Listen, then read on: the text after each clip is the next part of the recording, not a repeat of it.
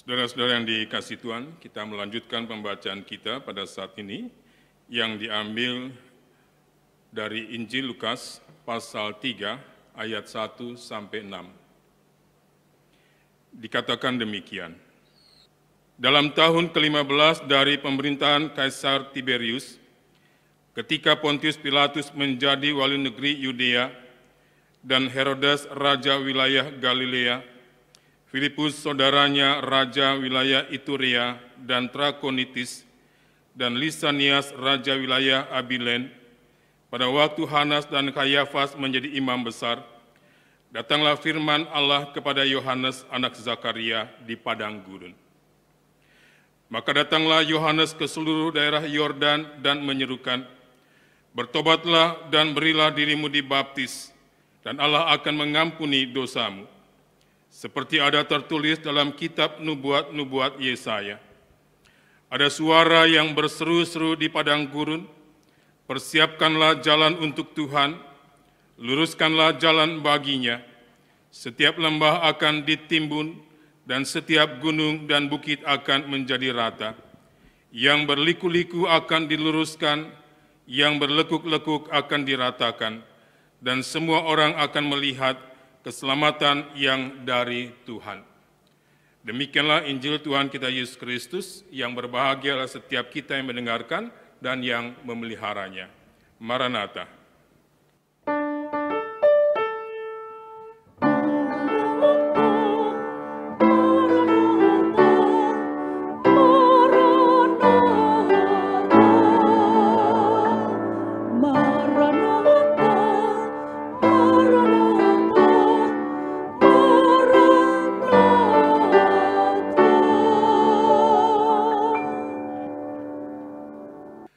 Saudara-saudara yang dikasihi Tuhan, sekalipun manusia diciptakan menurut gambar dan rupa Allah, manusia bukanlah makhluk yang sempurna. Manusia mempunyai keterbatasan. Adanya keterbatasan pada manusia dapat menjadikan seseorang sebagai salah satu sumber kesalahan atau penyimpangan dari suatu standar yang berlaku dan yang sudah ditentukan sebelumnya, atau seringkali disebut sebagai human error. Dan dari berita-berita yang kita dengar tentang kecelakaan, baik darat, laut, dan udara, salah satunya seringkali disebabkan oleh human error, kelalaian manusia. Kelalaian seperti ini tidak hanya mengakibatkan terjadinya kecelakaan, tetapi juga bisa mengakibatkan banyak orang mengalami kematian. Kelalaian membuat seseorang atau sesuatu jauh dari maksud yang diharapkan atau diinginkan. Itu sebabnya persiapan menjadi hal yang penting dan perlu dilakukan oleh seseorang. Persiapan dapat menolong kita untuk mengurangi human error itu. Bahkan kata orang, salah satu kunci keberhasilan atau kesuksesan adalah persiapan. Persiapan dapat saja dilakukan dalam berbagai bentuk, seperti membuat perencanaan yang baik, melakukan pelatihan terhadap setiap orang yang terlibat atau setiap orang yang dilibatkan dalam sebuah kegiatan. Persiapan juga bisa dalam bentuk membuat daftar apa saja yang harus dikerjakan, apa saja yang harus disediakan, apa saja yang harus ada, termasuk mempersiapkan dirinya sendiri. Sehingga apa yang dikerjakannya itu sesuai dengan rencana. Tidak tiba-tiba berubah atau bahkan gagal. Jadi jangan anggap remeh yang namanya persiapan. Mengapa? Karena ternyata karya Allah yang menyelamatkan manusia pun tidak lepas dari yang namanya persiapan. Kalau kita memperhatikan Lukas pasal 3 ayat 1 sampai 6, maka kita dapat mengetahui bahwa hadirnya Yesus dan karya penyelamatan itu tidak terlepas dari hadirnya Yohanes Pembaptis yang terlebih dahulu dipersiapkan oleh Allah. Dan Yohanes Pembaptis pun mempersiapkan masyarakat di sekitar wilayah Sungai Yordan untuk menerima kehadiran Yesus dan karya penyelamatannya itu. Dan Yohanes Pembaptis mengerjakan persiapan itu dengan sungguh-sungguh. Ia menyerukan, bertobatlah dan berilah dirimu dibaptis, dan Allah akan mengampuni dosamu. Saudara-saudara, pengampunan adalah hal yang paling diinginkan oleh siapapun. Ketika sadar bahwa dirinya sudah melakukan kesalahan, ketika sadar bahwa dirinya sudah berdosa.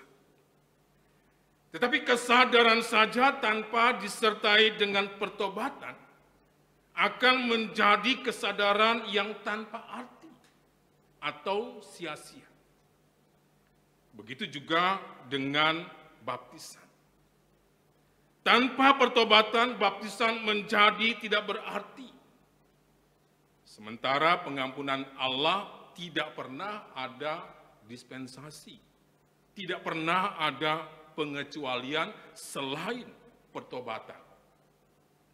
Karena keselamatan Allah bukan sesuatu yang murahan.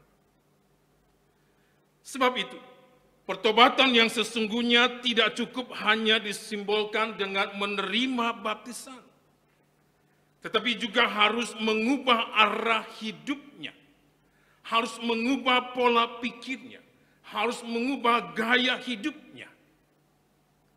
Pertobatan yang sesungguhnya tidak cukup hanya terungkap melalui kata-kata pengakuan atau kata-kata penyesalan, tetapi juga harus mewujud dalam ketaatan hidup, dalam sikap dan perilaku hidup sehari-hari. Artinya hidup seperti yang diperintahkan atau yang dikehendaki Allah. Seperti yang diajarkan oleh Yohanes Pembaptis ketika orang banyak bertanya kepadanya, "Jika demikian, apakah yang harus kami perbuat?" Dan Yohanes Pembaptis mengajarkan, barang siapa mempunyai 2 helai baju, hendaklah ia membaginya dengan yang tidak punya. Barang siapa mempunyai makanan, hendaklah ia berbuat juga demikian. Jangan menagih lebih banyak daripada yang telah ditentukan bagimu. Jangan merampas dan jangan memeras, dan cukupkanlah dirimu dengan gajimu. Dengan perkataan lain, pertobatan yang sesungguhnya itu bukan hanya sekedar penghayatan iman kita kepada Allah, tetapi juga harus menjadi penghayatan gaya hidup dari sikap dan perilaku yang bermoral etis di dalam kehidupan sosial atau kehidupan masyarakat. Dengan demikian, bertobat berarti bertindak benar. Dengan bertindak benar, kita sedang mempersiapkan diri kita. Dengan bertindak benar, kita sedang mempersiapkan hidup suci dan tak bercacat menjelang hari Kristus. Demikian kata Rasul Paulus. Namun ketika ada banyak orang sudah menerima baptisan, entah itu baptisan dewasa atau baptisan anak yang ditindaklanjuti dengan pengakuan percaya atau sidi, dan menjadi seorang Kristen yang senantiasa merindukan pengampunan dosa dan keselamatan dari Allah. Tetapi jika gaya hidupnya, sikap dan perilaku hidup sehari-harinya tidak menampakkan pertobatan, tidak memperlihatkan tindakan-tindakan yang benar, sesungguhnya ada banyak orang Kristen yang sedang menjalani kehidupannya dengan sia-sia atau tanpa arti. Dan kehidupan orang Kristen yang seperti itu akan mempengaruhi perjalanan hidup gereja di tengah dunia dan di tengah masyarakat sekitarnya. Mereka akan membuat gereja mengalami stagnasi. Bahkan gereja akan mengalami kemunduran dan kematian. Sekalipun mungkin ada banyak sekali anggota jemaatnya. Ada banyak sekali aktivitas dan aktivisnya. Bahkan ada banyak sekali pendetanya atau gembalanya atau hamba Tuhan. Karena ada human error di dalamnya. Gereja yang mengalami human error hanya akan membuat gereja menjadi seperti tidak ada Allah di dalamnya. Orang-orang yang ada di dalamnya sudah tidak merasa bersalah, sehingga tidak merasa bermasalah ketika ia melakukan kesalahan, ketika ia melakukan dosa. Ia merasa tidak bersalah, ia merasa tidak berdosa lagi dengan kesalahan dan dosa yang sudah atau yang sedang dilakukannya. Hanya karena Allah belum bertindak apa-apa terhadap mereka. Hanya karena Allah belum menghukum seperti yang dipikirkan oleh mereka. Bahkan mereka berani menantang Allah. Di manakah Allah yang menghukum? Saudara-saudara, jangan mengkondisikan Allah itu sesuai dengan pikiran atau dengan selera kita, sehingga perbuatan yang salah dibenarkan dan perbuatan yang benar disalahkan. Karena jika Allah adalah seperti yang kita pikirkan dan hanya sesuai dengan selera kita, Dia bukanlah Allah.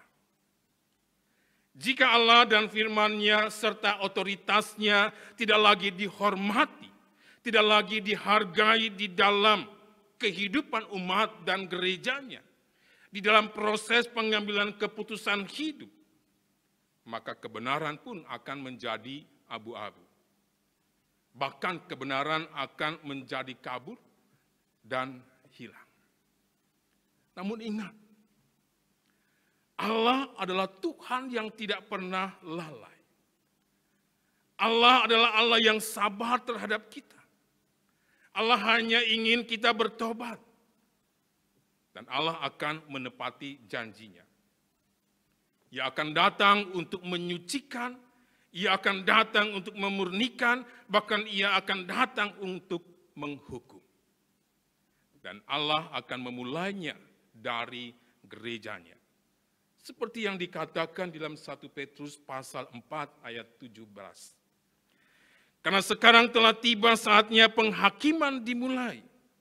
Dan pada rumah Allah sendiri yang harus pertama-tama dihakimi. Oleh sebab itu saudara-saudara yang dikasihi Tuhan, bertobatlah. Bertindaklah benar di dalam kehidupan keseharian kita. Di dalam pergaulan kita, di dalam pekerjaan kita, di dalam kehidupan rumah tangga dan keluarga kita, dimanapun Tuhan menghadirkan ketika kita berelasi dan berinteraksi dengan orang lain. Berlakulah benar. Dan persiapkanlah diri untuk menyambut Tuhan. Persiapkanlah diri untuk melihat keselamatan yang dari Tuhan. Sebab dengan demikian, kita akan merasakan dan mengalami bahwa Allah sungguh mengampuni, Allah memberkati, dan Ia akan membawa kita ke dalam kerajaannya, kerajaan di mana damai sejahtera menjadi bagian dari setiap orang yang percaya kepadanya. Oleh sebab itu saudara-saudara, berlakulah benar. Dan kiranya Tuhan menolong kita. Amin.